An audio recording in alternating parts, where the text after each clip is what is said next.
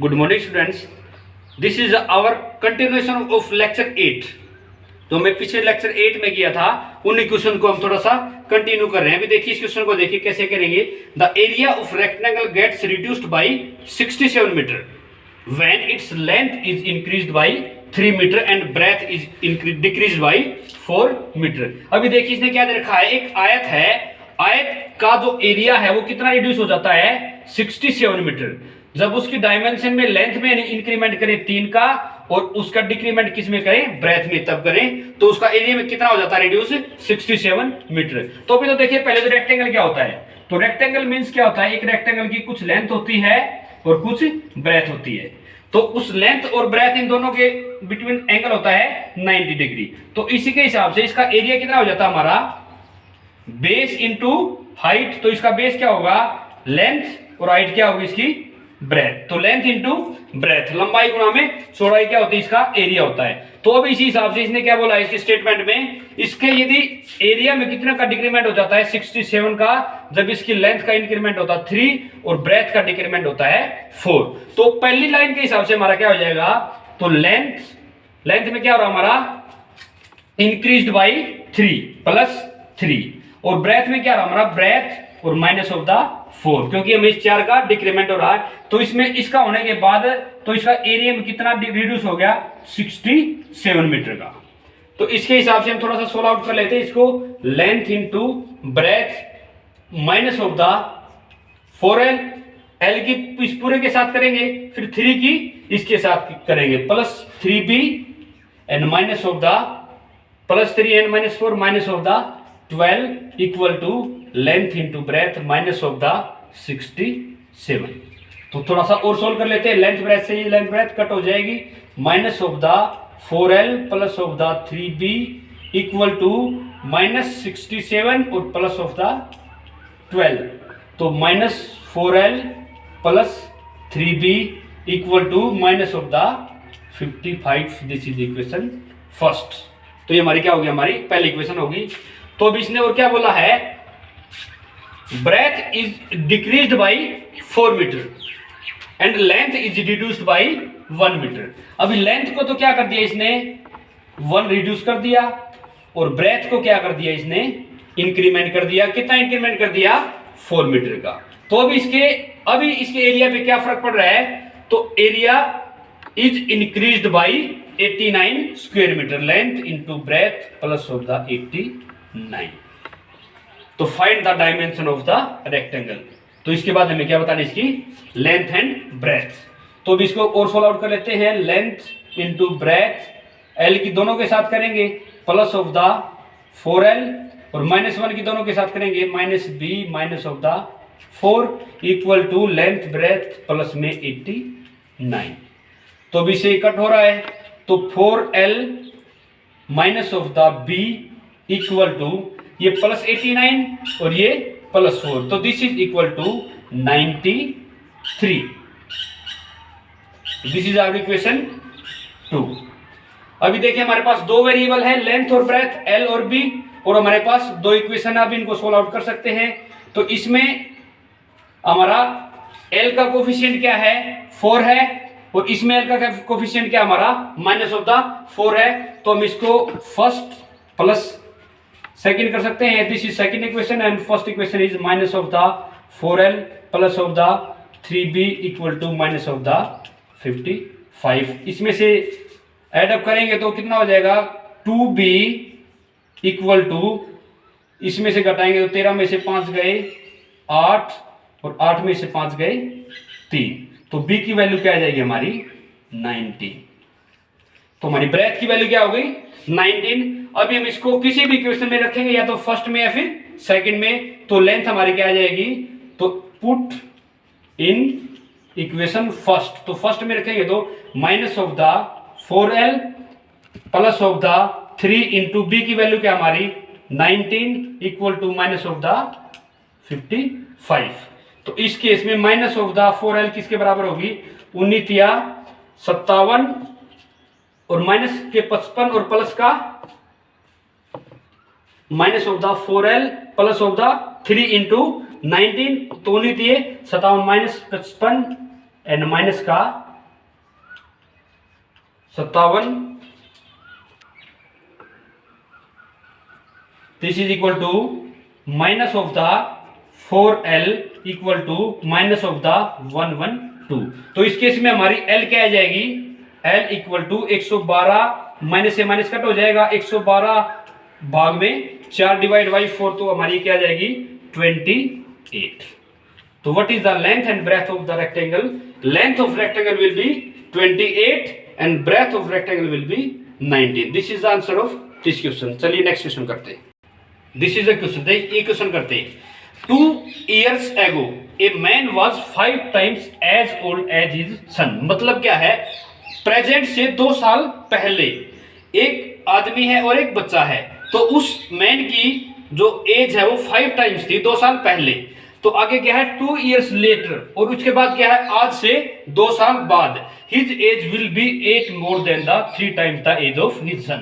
तो 2 साल बाद क्या होगी, उसकी एज 8 ज्यादा होगी उसके बच्चे की 3 गुना एज से। तो देखिए इस क्वेश्चन को कैसे करते हैं।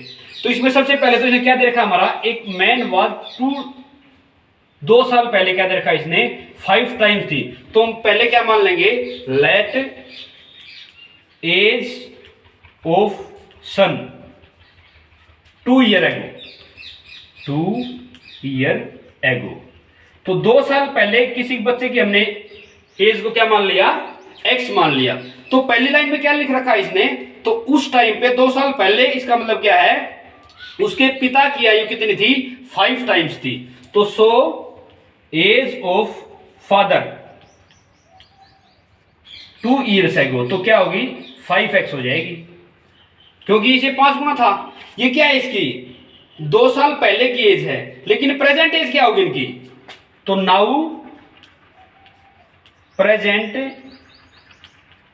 एज ऑफ सन, क्योंकि 2 साल पहले की है, तो आज के दिन इसकी क्या होगी, जैसे हमारी 2 साल पहले जो वैल्यू है, जो एज की जो है संख्या है, तो अब उसके क्या होगी हमारी प्लस में 2 हो जाएगी। फॉर एग्जाम्पल आपकी 2 साल पहले आपकी आयु जैसे 15 साल थी, तो अब आपकी आयु क्या होगी, तो 17 ईयर होगी, क्योंकि 2 साल पहले में 2 प्लस हो जाएगा। तो so the present age of father, तो उसके पिता की प्रेजेंट आयु कितनी हो जाएगी, तो क्योंकि 2 साल पहले फादर की कितनी थी 5x, तो प्रेजेंट क्या हो जाएगी 5x प्लस 2। तो अभी देखिए सेकंड लाइन में क्या देखा है 2 years later, तो प्रेजेंट से 2 साल बाद his age will be 8 more, क्या है उसके पिता की आयु 8 ज्यादा हो जाएगी 3 times the age of son। तो इस केस में हमारे 2 साल आगे की आयु की जरूरत हमें, तो the age of son after 2 year, after 2 year, तो 2 साल बाद इसकी एज कितनी होगी, तो ये तो प्रेजेंट एज हमारी, तो 2 साल बाद इसके प्लस में 2 और ऐड हो जाएगा, तो x प्लस 2 एंड प्लस 2, तो this is equal to x plus 4। तो इसकी कितनी एज होगी आफ्टर 2 साल, x प्लस 4। तो एज ऑफ फादर, तो अब इसके पिता की 2 साल बाद कितनी हो जाएगी, this is equal to 5x plus 2, ये तो इसकी प्रेजेंट एज है, तो हमें क्या निकालनी है 2 साल बाद plus of the 2, that is 5x plus of the 4। ये दोनों की क्या है, इसकी भी 2 साल बाद और इसकी भी 2 साल बाद प्लस में दोनों के ऐड हो जाएगा। तो अब इसने क्या बोला है, अकॉर्डिंग टू क्वेश्चन,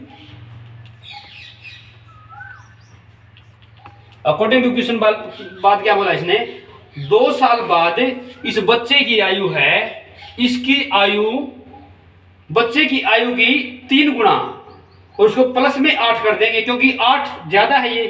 तो अकॉर्डिंग टू क्वेश्चन क्या हो जाएगी हमारी 3 टाइम्स ऑफ x प्लस 4, ये 3 गुना है, और इससे 3 गुना से क्या है 8 ज्यादा है, तो plus of the 8 equal to 5x plus 4। क्योंकि 2 साल बाद इसने क्या बोला है, एक बच्चे 2 साल बाद पिता की आयु बच्चे की आयु की 3 गुना से 8 ज्यादा हो जाएगी। तो हम इसको इस इक्वेशन फॉर्म में लिख लेंगे, तो भी हमारी इक्वेशन क्या आ जाएगी अभी 3x plus 12 plus 8 equal to 5x plus 4। तो 12 और 8 20, 20 में से 4 गए 16, और बराबर है 5x माइनस में 3x बराबर है 2x। तो हमारी x इक्वल टू क्या होगी 8। x की वैल्यू क्या आएगी हमारी 8। तो फिलहाल हम देखें तो हमारी प्रेजेंट एज ऑफ सन क्या है, तो सो प्रेजेंट एज ऑफ सन। तो सन की प्रेजेंट क्या हो जाएगी, प्रेजेंट आयु क्या है x प्लस 2। तो सो क्या हो जाएगी 8 प्लस में 2 इक्वल टू 10। और प्रेजेंट एज ऑफ फादर क्या हो जाएगी, so present age of father will be, ये क्या है 5x प्लस में 2। तो 5 इंटू 8 प्लस में 2, 5 8 40 और 2 42। तो बच्चे की आयु क्या आएगी प्रेजेंट 10 और पिता की प्रेजेंट क्या आ गई तो 42। हम इनको किसी भी इक्वेशन में रखेंगे तो हमारी इक्वेशन क्या हो जाएगी सेटिस्फाई हो जाएगी। इसमें रखो या फिर इसमें रखो। Now this is the answer of this question. चलिए नेक्स्ट क्वेश्चन करते हैं। देखिए ये क्वेश्चन करते हैं, on selling a tea set at 5% loss and a lemon at 15% gain, a crockery seller gains rate 7। तो क्या करता है कि एक क्रोकरी वाला है एक चाय को बेचता है जिसमें 5% तो लॉस हो जाता है चाय पे, और नींबू पे क्या हो जाता है उसका 15% गेन हो जाता है। तो उसको कितने रुपए का फायदा होता है 7 रुपए का। और यदि वो if he sells tea at 5% gain, यदि वो चाय को तो 5% गेन पे और नींबू को 10% गेन पे बेचे तो उसको कितने रुपए का फायदा होता है 13 रुपीज। तो find actual price of each of the T and the lemon set. तो इसने क्या बताना है, उसका जो कॉस्ट प्राइस है ना चाय का भी और नींबू का भी, दोनों का उसने क्या बताना है कॉस्ट प्राइस क्या है। तो इसमें हमें जो प्रॉफिट लॉस वाला है उसका छोटा सा कंसेप्ट की जरूरत है। उसमें क्या होता है हमारा, मान ले प्रॉफिट परसेंटेज P है P% और लॉस परसेंटेज क्या है L है। तो इस केस में हमारा क्या फॉर्मूला होता है, profit equal to profit percent upon 100 और इनटू कॉस्ट प्राइस। तो ऐसे ही लॉस परसेंट क्या होता है, loss percent equal to loss percent upon 100 into cost price. या फिर हम एक बात भी कह सकते हैं कि जो है हमारा ये जो प्रतिशत जो परसेंट है उसके नाम पर क्या हो जाएगा हमारा अपॉन 100 हो जाएगा। तो this is equal to profit percent. तो उसको इधर करेंगे तो हमारा क्या हो जाएगा प्रॉफिट हो जाएगा। तो हमारा पहले केस में क्या है हमारा, तो हमारा पहले केस में है जो प्रॉफिट है क्या है प्रॉफिट परसेंटेज अपॉन 100 है, और लॉस हमेशा क्या होता है हमारे जो कॉस्ट प्राइस में से हमेशा घटता है। जैसे हम किसी भी चीज को हम लॉस पे बेचेंगे, जैसे 100 रुपए की कोई चीज है 100 रुपए उसका कॉस्ट प्राइस है, तो 10% उसमें लॉस हो रहा है तो कितने रुपए की बेची जाएगी 90 रुपए की, क्योंकि उसमें 10% क्या हो रहा है लॉस हो रहा है। और ऐसे ही यदि किसी चीज को हम किसी फायदे पे बेचेंगे प्रॉफिट पे बेचेंगे, जैसे मान ले 100 रुपए की चीज में 10% का प्रॉफिट है तो वो कितने रुपए की बेची जाएगी 110 रुपए की, क्योंकि हमेशा ही सेल प्राइस तो ज्यादा होता है प्रॉफिट में और सेल प्राइस कम होता है हमेशा लॉस के केस में। तो अभी किस क्वेश्चन में देखिए हमारा, पहले में एक बात मान लेते हैं, दोनों का हम कॉस्ट प्राइस मान लेते हैं, let cost price of T and lemon. तो दोनों का कॉस्ट प्राइस क्या मान लिया हमने एक्स एंड वाई रेस्पेंसिवली। तो इसका हमने मान लिया कॉस्ट प्राइस टी का क्या है एक्स और कॉस्ट प्राइस ऑफ लेमन का क्या है वाई है। तो अब इस केस में देखिए पहले लाइन देखिए क्या बोल रहा है 5% क्या हुआ है लॉस हुआ है। तो 5% लॉस है तो लॉस तो हमेशा सब्ट्रैक्ट होगा, तो क्या हो जाएगा माइनस ऑफ द 5% लॉस है। तो इस फॉर्मूला के हिसाब से माइनस ऑफ द 5 अपॉन 100 गुणा में कॉस्ट प्राइस। तो कॉस्ट प्राइस ये किसका केस हो रहा हमारा टी का है, तो टी का कॉस्ट प्राइस हमारा क्या है एक्स प्लस ऑफ द, ये तो इसका प्रॉफिट हो गया हमारा, ये क्या होगा इसका कितना लाभ हो रहा है। अभी इसमें हमारा कितना हो रहा है लेमन में, तो लेमन के केस में क्या होगा हमारा 15% गेन है तो प्लस का 15 होगा अपॉन 100 प्रॉफिट अपॉन 100 गुणा में कॉस्ट प्राइस। तो इसका लेमन का कॉस्ट प्राइस क्या हमारा y है, तो इन दोनों के केस में इसको क्या हो रहा है, कितने रुपए का गेन है, तो गेन है तो प्लस, तो 7 रुपए का फायदा हो रहा है इसमें। तो इस केस में हमारी इक्वेशन क्या आ गई हमारी, तो 5 से 20 दिस इज इक्वल टू 5 दिए 15 और 20y। तो एलसीएम 20 लेंगे तो हमारा क्या हो जाएगा, ये minus of the x plus of the 3y equal to 7 गुना में 20 बराबर है इक्वेशन नंबर फर्स्ट।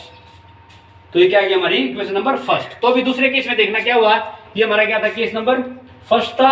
अभी सेकंड केस में देखना, if he sells tea at 5% gain, तो 5% गेन वाले में ये लगेगा हमारा, ये लॉस हमारी क्या होती है हमेशा माइनस में होती है।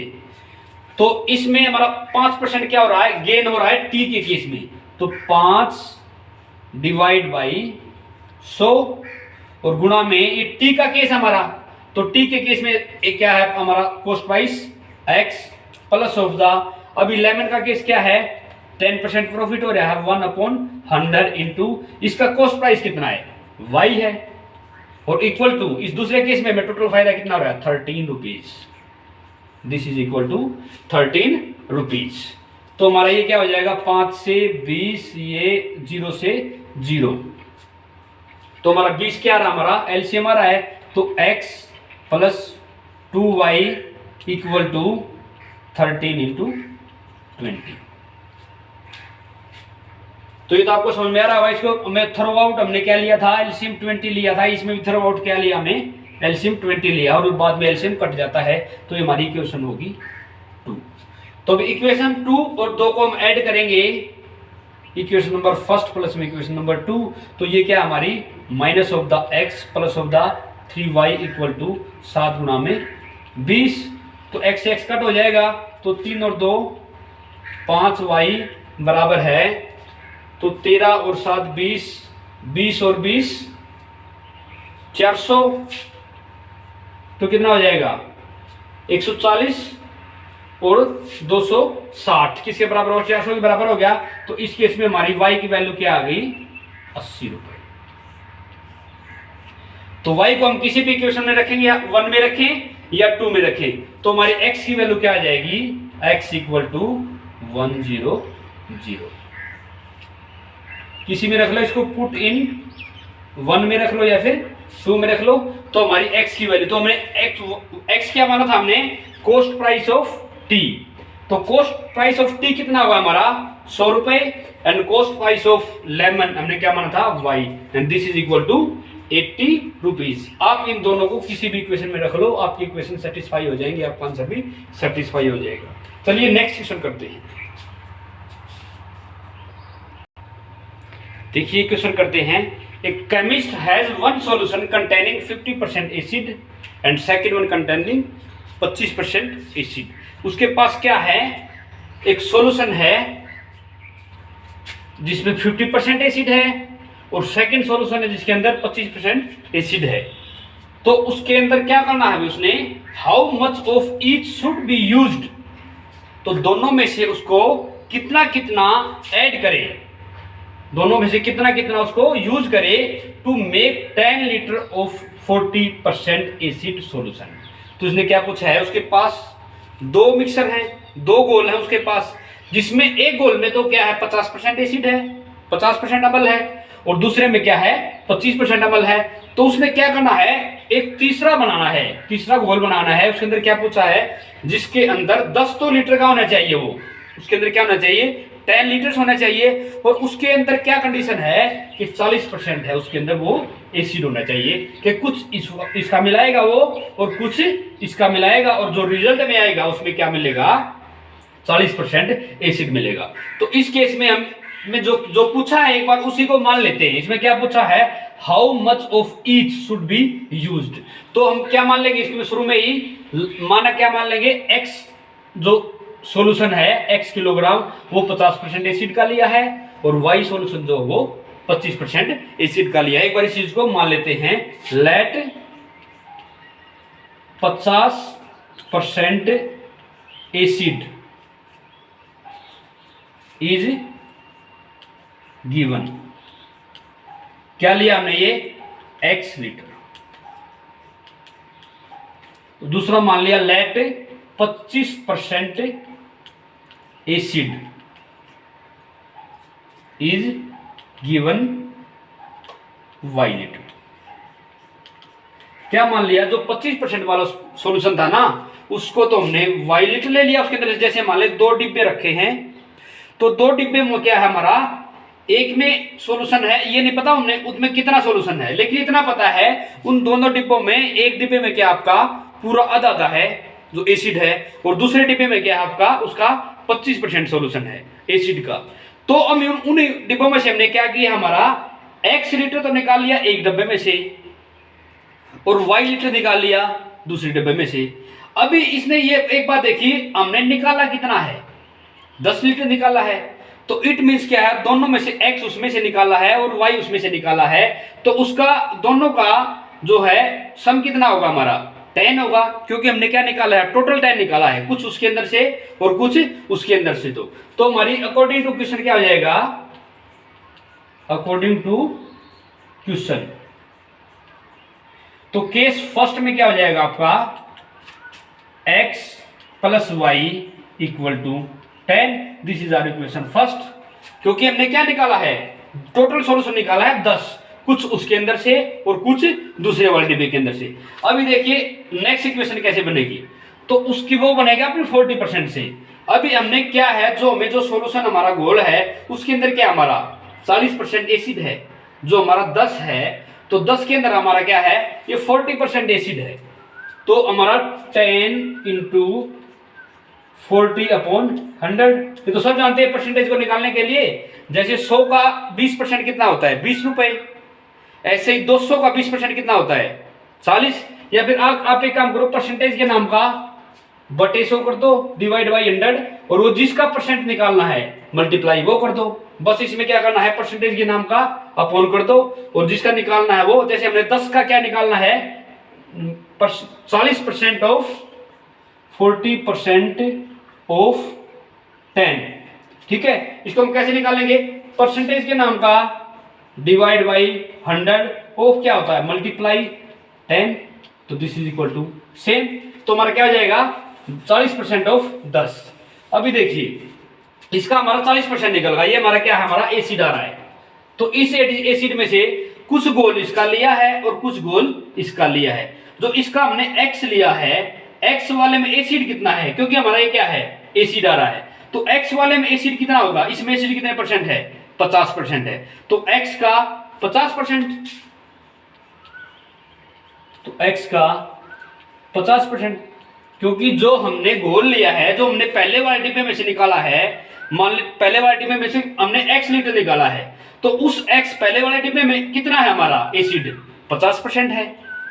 तो अभी दूसरे वाला डिब्बा है, तो दूसरे वाले डिब्बे में हमारा क्या है, इसको वैसे लिखेंगे तो 50% of x, 50% of x plus, अभी दूसरे वाले डिब्बे में से निकाला हमने, दूसरे वाले डिब्बे में से क्या निकाला हमने y निकाला है, तो दूसरे डिब्बे वाले में हमारा एसिड कितना है 25% है, तो plus 25% of y, this is equal to, अब ये क्या हो जाएगा हमारा 0 0 0, 4 बराबर है, ये कितना हो जाएगा, इसको डिवाइड बाई क्या कर देंगे 100 और गुणा में x प्लस 25 बटे में 100 और गुणा में y, this is equal to 2, this is equal to 4। अभी थ्रू आउट 4 एलसीएम लेंगे तो 16 इक्वल टू, ये क्या हो जाएगा आपका 2 दूनी 4, 2x प्लस में y, this will B equation 2। तो हमारी दो इक्वेशन आ गई।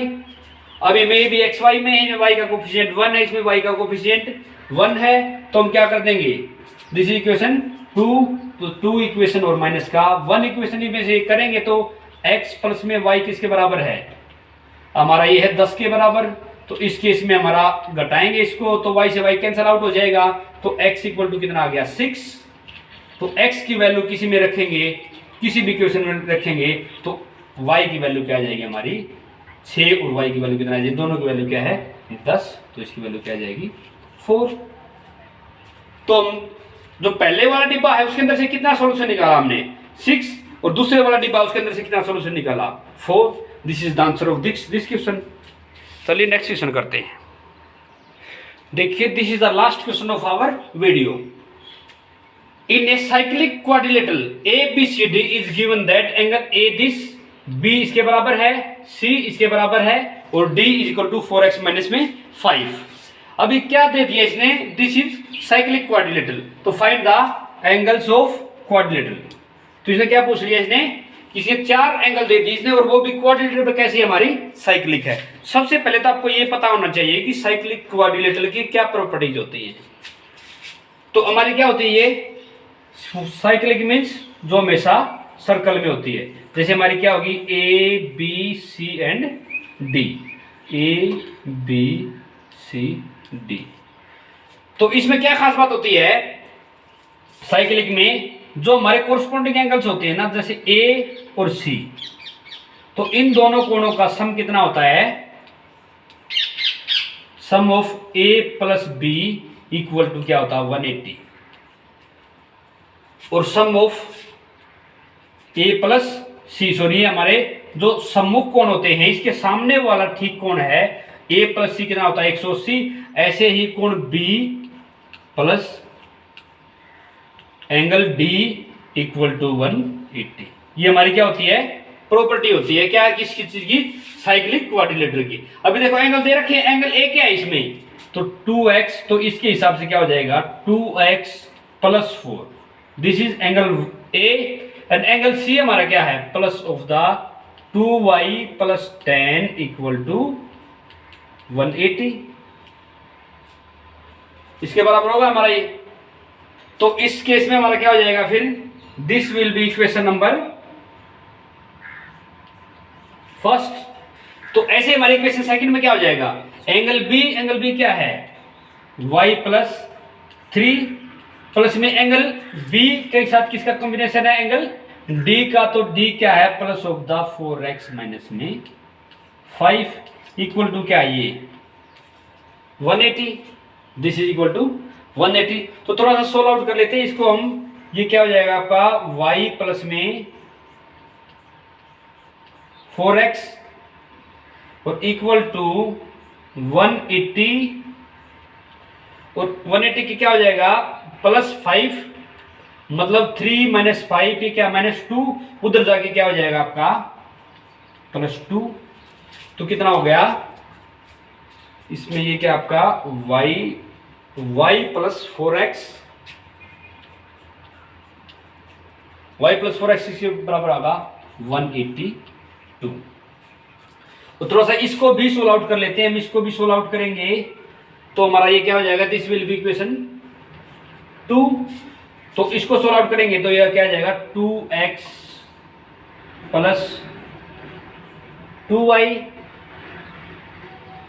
एंड इक्वल टू 10 और 4 14, और 180 में से 14 गए 166, और इसको थोड़ा सा और सोल्व आउट करेंगे तो हमारा क्या हो जाएगा, ये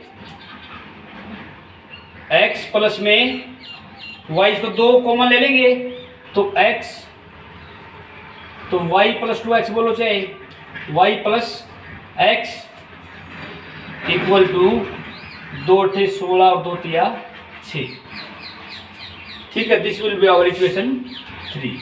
तो ये किससे आया, ये हमारा यहां से आई ये चीज, ठीक है, इस चीज का ध्यान रखना है।